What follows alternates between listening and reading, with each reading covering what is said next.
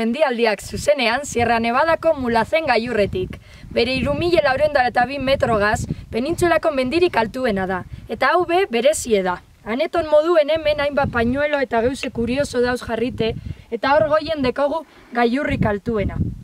Igoera oso polite da, dana arriz beteta dau, baina oso ondo marketa.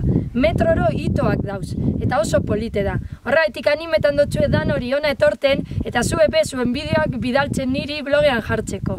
Beraz, aupa mendialdiak!